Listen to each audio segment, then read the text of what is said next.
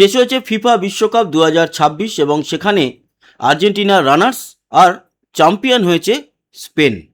আর প্রতি বছরের মতো এই বিশ্বকাপ শেষের পর ফিফার তরফ থেকে 11 জনের একটি দল ঘোষণা করা হয় এবং সেই দলে সমস্ত দল থেকেই খেলোয়াড়রা চান্স পান।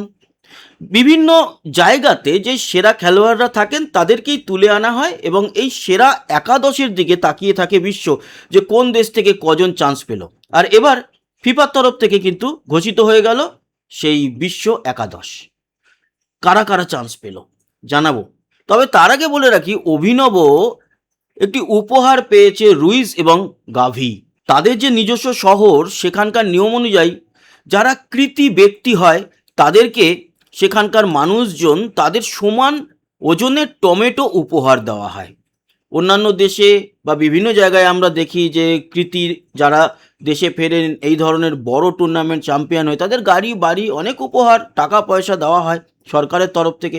সাধারণ মানুষরাও অনেক কিছু উপহার তুলে দেন।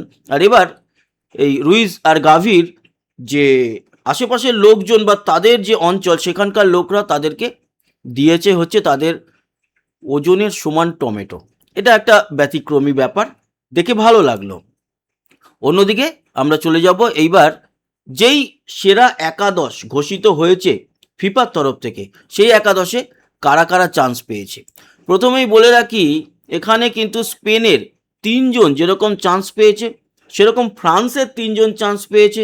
2 জন রয়েছে আর্জেন্টিনার, 1 জন রয়েছে নরওয়ের এর্লিং হাল্যান্ড, 1 জন রয়েছে ইংল্যান্ডের। আর সব থেকে অবাক করা ব্যাপার একটিমাত্র গোল খেয়েছিল স্পেনের গোলকিপার, কিংবা সে ছাড়াও আরও অনেক বড় গোলকিপার ছিল হয়তো, কিন্তু সবাইকে চমকে দিয়ে কেবো ভার্ডের যে গোলকিপার ভজিনহা তাকে কিন্তু রেখেছে ফিফা এই টপ 11-এর মধ্যে এবং ভজিনহাকেই গোলকিপার করা হয়েছে। 2 সাইড ব্যাক পেদ্রো পোরো এবং মার্ক কুকুরেয়া এরা কিন্তু সুযোগ পেয়েছেন বিশ্ব একাদশে। দুজনেই বিশ্বকাপে অনবদ্য খেলেছেন, রক্ষণের পাশাপাশি আক্রমণ সামলেছেন।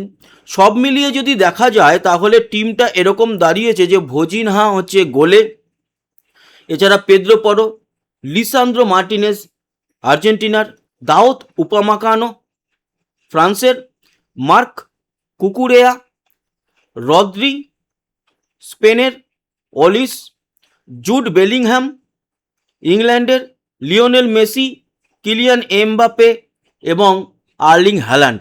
একবার দেখুন এই যে দলটি গঠিত হয়েছে তার আক্রমণ ভাগে লিওনেল মেসি, আর্লিং হ্যালান্ড আর কিলিয়ান এমবাপে। ভাবতে পারছেন এই টিম যদি মাঠে নামে এ তো বিশ্বের সেরা একাদশ সব দেশ মিলিয়ে। এদের কে হারাবে বা কোন দল হারাতে পারে, এটাই একটা বড় প্রশ্ন। যাই হোক, এটা ফিফার তরফ থেকে ঘোষিত হয়েছে, ঠিকই আছে। আপনাদের মতামত কি? ফিফা কি একদম ঠিকঠাক বিশ্ব একাদশ ঘোষণা করেছে এই বিশ্বকাপের পর এবং বিশ্বকাপের পারফরমেন্স অনুযায়ী? জানাবেন কমেন্ট বক্সে। ভিডিওটার বেশি বড় করলাম না, আজকে কিন্তু আবার ক্রিকেট ম্যাচও রয়েছে। ভারত জিম্বাবুয়ের এগেনস্টে নামতে চলেছে ভারতীয় সময় বিকেল 4:30 থেকে। সেই ব্যাপারে খবরাখবর আফটার ম্যাচ নিয়ে আসবো।